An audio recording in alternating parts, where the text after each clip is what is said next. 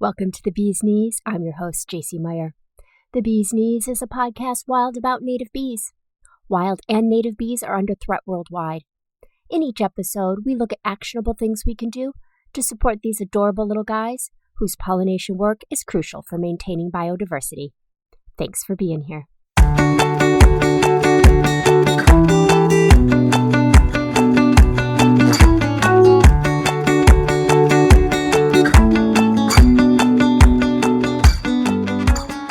Having honeybee hives in backyards, near farms, even on the roofs of city buildings has become a thing over the past decade. As news spread of the desperate plight of bees, many people sprang into action, setting up their own hives. Unfortunately, honeybees aren't really under threat. As a managed species, there will always be beekeepers to care for them. Unlike our native bees, who are often left to struggle alone in the face of habitat and food loss, pesticide use, and of course, the climate crisis. So today I want to try and set a new trend, raising native bees at home. Here to help me is Justina Block, founder and CEO of Osmia Bee. This US-based company partners with bee experts across the world to develop research-backed products for raising bees. This is knowledge that both farmers and gardeners can use to create supportive environments for bees. Let's learn a little more. Justina, welcome. Tell me about your native bee journey. Well, I've been raising native bees since 2010, just as a passion in my yard and sharing with friends. And back then, there wasn't a lot of information about solitary bees. Obviously, the researchers were aware of them, but the public really wasn't. And so I enjoyed my raising them and observing them and creating my own notebook. And you only get to enjoy them 6 weeks out of the year. Certain, bees emerge depending on the weather and the temperatures and floral resources. So the mason bee, the Osmia lignaria that I raise, is it emerges early in the season and is called the orchard bee. So, I wait all year. You get 6 weeks to enjoy them. And then following that up with a summer leaf cutting bee. And what's wonderful about them, you can get sometimes 2 generations and sometimes 3, depending how long the summer is. So in 2017, I wanted to share what I was doing with some of the local organizations we have here in Cincinnati. And I approached them, but they've never heard of them. They're like, what are these? They all had honeybee programs, but they didn't have any education programs about solitary bees.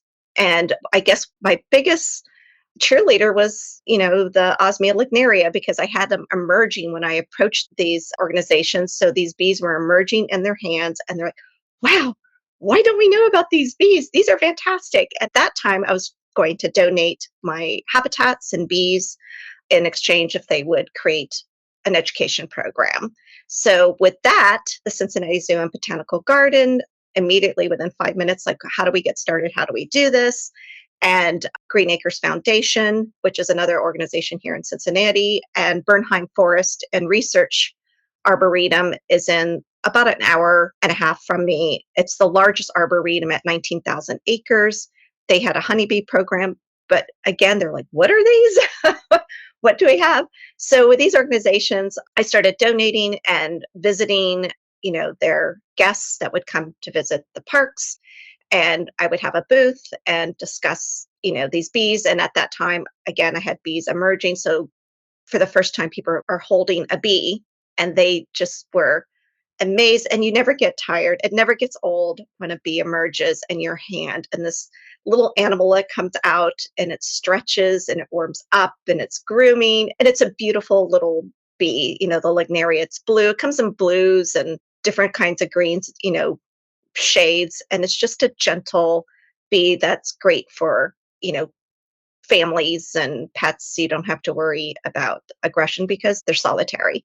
So from there, within 7 weeks, the zoo approached me that they were getting questions, can they purchase these? And I had my little houses in 4 different areas on the zoo. So people were questioning and they said, we would love to put this in our gift shop. And I said, okay. And then this passion of mine turned into a business. That is such an amazing story. I love it. And I can just picture these people experiencing these little bees being born in their hands for the first time and their enthusiasm for them, right? Mhm. So now tell me about these bee kits that you're building. Okay, I ended up reaching out to a few researchers in Washington. They were doing similar things out in the state of Washington. So I flew out to visit to see what they were doing. And they were so kind to spend the day with me. It was literally a whole day to see their operation. So I was able to see how the industry standards, and it was still at its infancy in the sense like, how do we clean them, store them at proper temperatures for the following year? And so I've been able to create a relationship with some of the best experts, really, literally in the world, the USDA Bee Lab in Logan, Utah. I went out there and spent 2 weeks the first time. And under their mentorship, I was able to work in some of the orchards in Utah: apples, pears, peaches, tart cherry. And then I actually went to the orchards, almond orchards out in California, and helped work there for 2 weeks, working with some of the smaller orchards here in Cincinnati, like fruit orchards, talking about pesticides, when to spray, when not to spray, and what to spray. So doing soil samples and really learning the trade to help the orchardists here and growers in the Midwest. No one's doing it here in the Midwest but me, as far as I know. So with the help with these researchers and some of the universities like Penn State University, Ohio State University have been fantastic and just very supportive and helping me. I've been working with backyard gardeners, but grow my business into using these bees in orchard, pollination here in the Midwest. So you have another interesting project going on, and that's the Blooms for Mason Bees. Can you tell us a little bit about that? So what we did is we placed out 30 nest boxes across the state of, it was for Ohio only. And we collaborated with a seed company, Ohio Prairie Seed Company. It's a family owned business. And we placed these nest boxes out in agriculture, urban areas, and woodland areas. So we did a Google map. We placed where we thought they would do well, or see what was out there, as far as like plants. We did 2 releases. We released at the beginning, and what was great about it is that different areas across Ohio, depending on the weather, released different times. So here in Cincinnati, we did our first release the last week of March, and we let the bees fly for 14 days. And when we collect the reeds that are filled, you can tell by the end of the reeds with a little mud cap. We removed 3 from that first release, and we put them in the freezer because we don't want the egg to hatch and consume the pollen provisions. So we put them in the freezer, and then we do a second release because there's other things blooming now, right? So usually bloom time for most trees is 9 to 14 days. So usually there's a second round of blooming of different plants and flowers, trees and flowers. So after the end of that 14 days, we went back, collected those filled reeds, put them in the freezer, and then shipped them off to Penn State DNA pollen metro barcoding. So what they did is they opened them up, they removed the pollen provisions, and what they do is they spin it, and they spin it down where they can identify the flowers by genus. So once we received, it took several months to do this. And so the different locations, everyone shipped their own, because we were all across, Ohio. So everyone was given a kit and instructions, and we always followed up with like, how's it going? What are you seeing? And with that, we came up, there were over 200 floral varieties, in their findings, which was very exciting.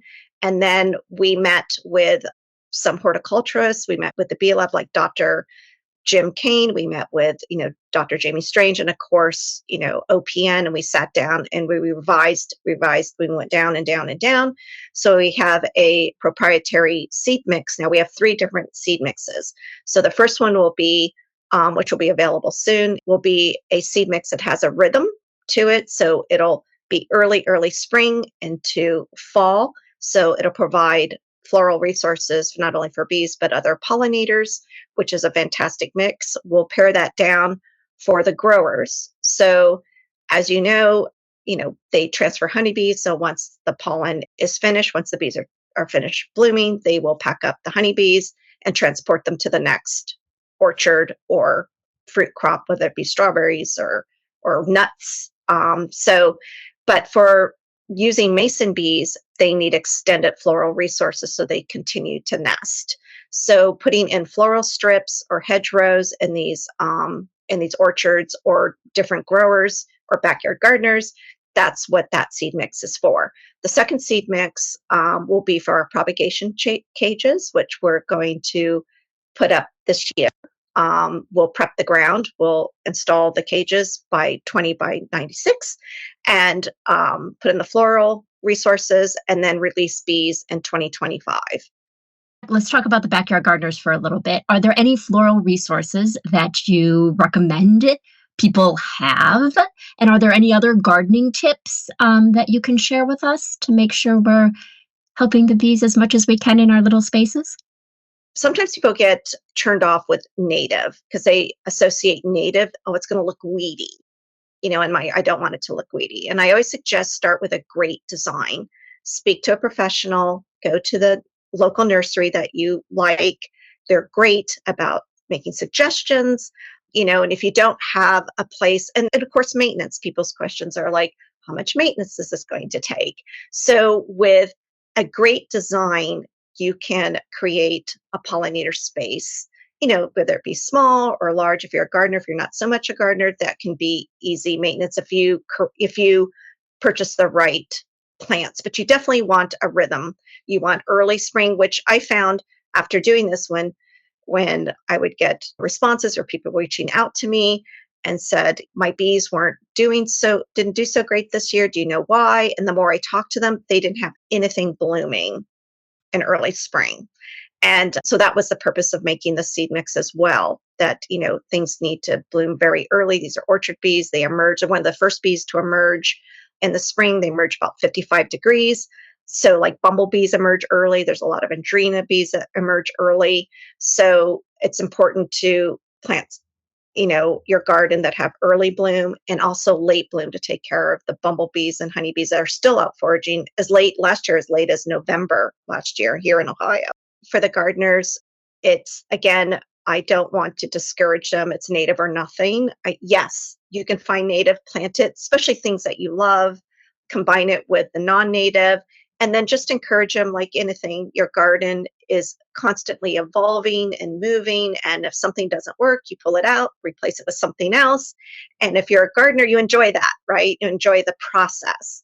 You enjoy the process that it's really 4 seasons, right? So I've just started cleaning out my pollinator garden, my different gardens, because I leave it up because it provides seed for the birds who don't migrate. It provides shelter for them as well and different other animals that I have in our neighborhood. It also provides nesting materials for different insects. So leaf litter, I don't remove it. I pile my beds up with the leaf litter. We have lightning bugs, we have beneficial insects. All these bugs are hibernating, or these insects are hibernating over the winter. So, the eggs, not the actual insect, they probably are not there anymore, but the eggs they leave behind for the following season. So I don't chew it up. I don't use mulch or bark of any kind. 70% of the bees, native bees, solitary bees in the US are ground nesting, and I think in the world. So you don't want to cover up that soil. Bumblebees are ground nesting. So you want to leave, if you really, really have to have mulch, just leave some bare areas in your garden and in your yard where they can reach the soil and then, emerge in the spring and summer. So tell me, why bees? Why did you choose to start a business with bees? Where does your passion come from? Their work ethic. Bees have such a strong work ethic. Their diversity, their color, their sizes, and just the variety of bees. Fairy bees. Who wouldn't love a fairy bee? Digger bees. They're furry and fuzzy and with all these pollen collecting hairs that help them dig, into the ground. Of course, they're digger bees, of course, mason bees and the variety of mason bees, and they all don't come out at the same time. The lignaria just happens to be an early bee that emerges, that they're called the orchard bee or a bob, blue orchard bees. And, polyester bees, they're in the Calides family. They're super cool. They're ground nesting. They actually create, the best way I can describe it is a substance that creates this little plastic sac, and it's see-through. It's almost like a little baggie where they, collect pollen and nectar, then lay their egg in it. So they build, the underground, and they build these different tunnels where they will lay an individual egg in each of these tunnels. And they're incredibly cool. Who wouldn't think, all the different varieties of bees and colors. And really, you just get to enjoy them for a short season. Each bee has these solitary bees have a 6-7 week life cycle. That's it. So that these bees fly, and then as the temperature's warm, different bees emerge. There's different things blooming. Some are specialty bees, some are generalists. So like the mason bee tends to be a generalist. And I think people need to realize, not just for food security, but almost everything we touch daily are thanks to some kind of insect pollination, bees being at the top of the pyramid, obviously. But your coffee, your tea, with the tea or hot tea we enjoy, or iced tea, even our cosmetics, right? Antibiotics, the ingredients all come from plants that need insect pollination or bee pollination. So all the way down to the materials we use. 90% of all plants benefit from some sort of insect pollination, whether it be flies or beetles, bees, some birds as well. They're very important. Things like that. I think people need to know that it's beyond food security, which obviously is important, but it's the everyday products we use every day that people take that don't associate insect pollination with the product. Justina's passion for native bees and her determination to learn and educate was very inspiring to me. Her Blooms for Mason Bee project looks like it will help fill a knowledge gap, combining what pollen mason bees desire, while giving farmers and gardeners the opportunity to provide them with the floral resources they need to do their very important work. So what do you think about our new native bee trend? Will it catch on? If you have the opportunity and space to provide some food or nesting area for the bees, please take advantage. Thank you for helping the bees, and thank you for supporting the bees' needs. Until next time, be a bee trendsetter.